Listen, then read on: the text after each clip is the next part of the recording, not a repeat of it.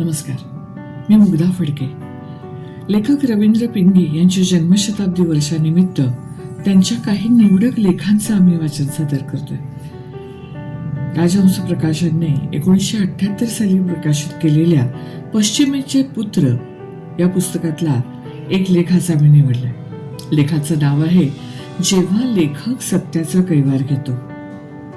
आपल्याला Sherlock homes माहिती आहे, बरोबर ना?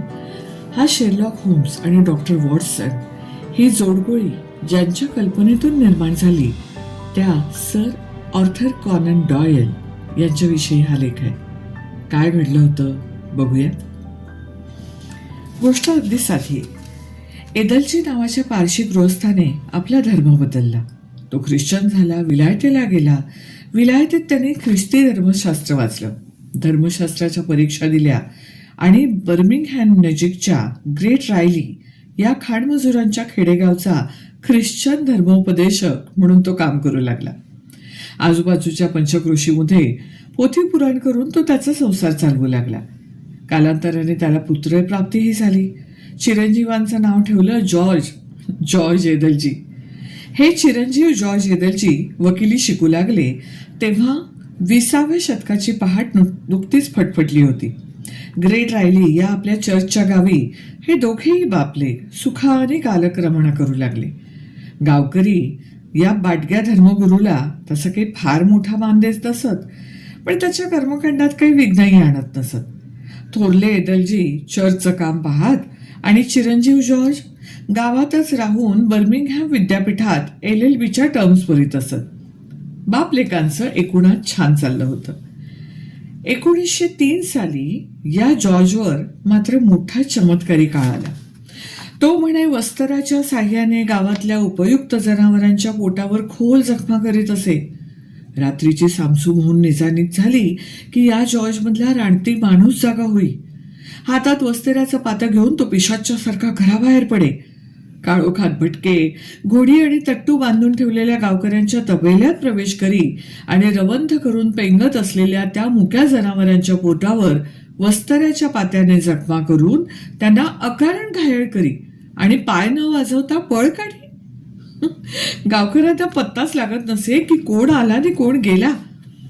पण त्यांनी पहारे ठेवून बघितले, गस्त घातली, जागरणा केली, पण रामा शिवा गोविंदा. एकीकडे मुद्देमालासहित कुणी हाती तर लागत नव्हतंच आणि दुसरीकडे कामाच्या जनावरांवरचे पाशवी अत्याचारही थांबत नव्हते. आज रात्री याच्या घोड्याच्या फासईला जखम झाली तर उद्या रात्री त्याच्या तट्टाच्या पोटातून रक्ताची धार वाहिली. असं रोजच्या रोज घडत होतं. शेवटी गुप्त पोलिसांचे पहारे बसले. त्यांनी एदलजीच्या मठावर धाड टाकली आणि कायद्याचा अभ्यास करणाऱ्या चिरंजीव जॉर्जला गिरफ्तार केलं. खाण कामगारांच्या गरीब मुक्या जनावरांना शस्त्राच्या साह्याने रात्रीच्या अंधाराचा फायदा घेऊन नाहक घायाळ करण्याचा आरोप त्याच्यावर ठेवला गेला.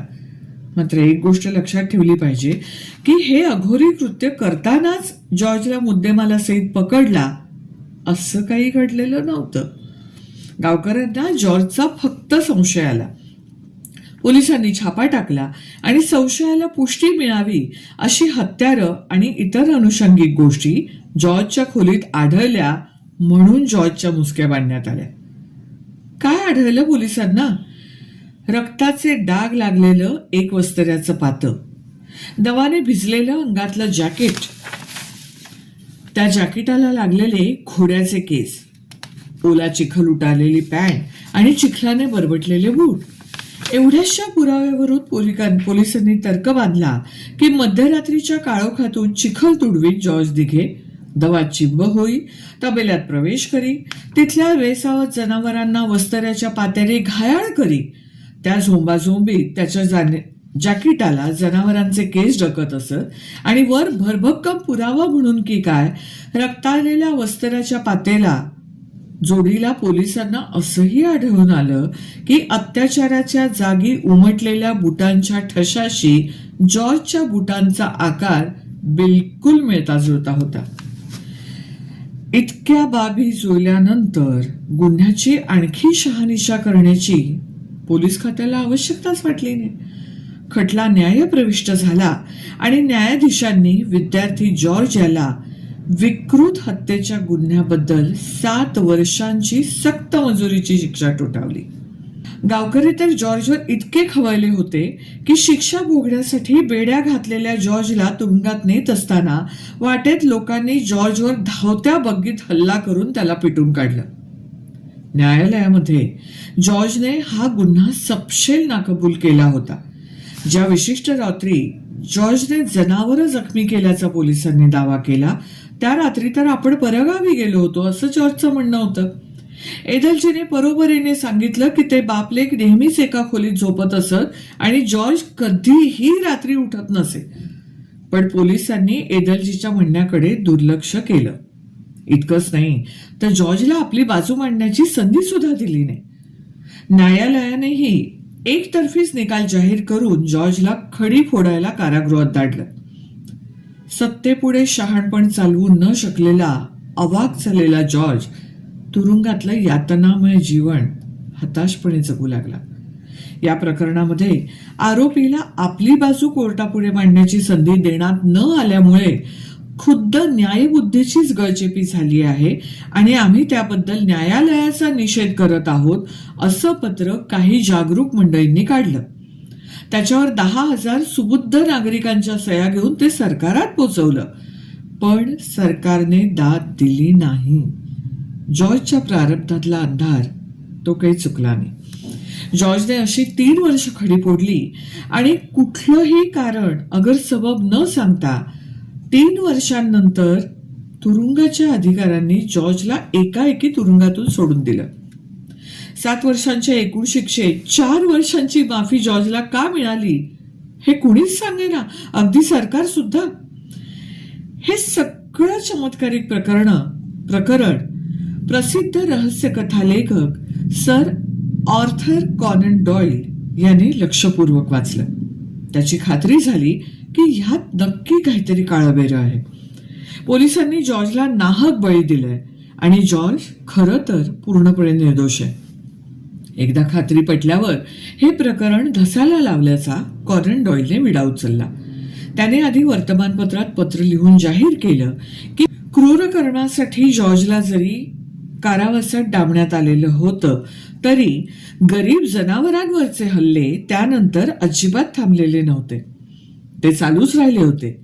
त्या अर्थी जॉर्ज एकटाच हे अघोर कर्म करत होता असं साबित झालेलं नव्हतं. त्यावर पोलिसांनी असं लिहिलं की जॉर्जची एखादी टोळी असेलही ना, आणि त्या टोळीचे चाले चालू होते. मात्र पोलीस त्या तथाकथित टोळीतल्या एकालाही पकडू शकले नव्हते.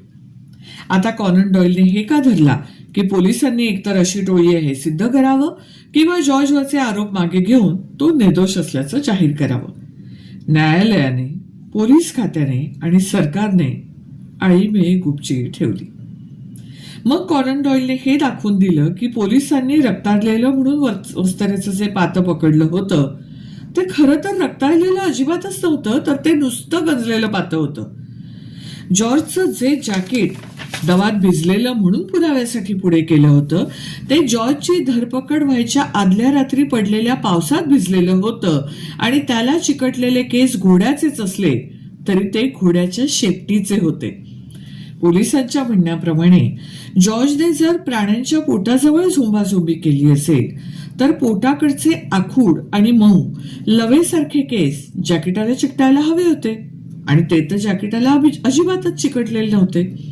तेव्हा जनावरांच्या शेपटीचे केस कापून जॉर्जच्या जॅकेटाला चिकटवणं हे काम खुद्द पोलिसांचंच होतं आणि त्याच्या तुमानीला लागलेल्या चिखलांचा रंग आणि तबेल्यातल्या मातीचा रंग एक नव्हता. इतकंच नव्हे तर घोड्यांच्या पोटांना ज्या जखमा झाल्या होत्या त्या वस्त्राच्या पात्याने नव्हे तर खेळासारख्या रुतणाऱ्या टोकदार शस्त्राच्या होत्या. तात्पर्य काय?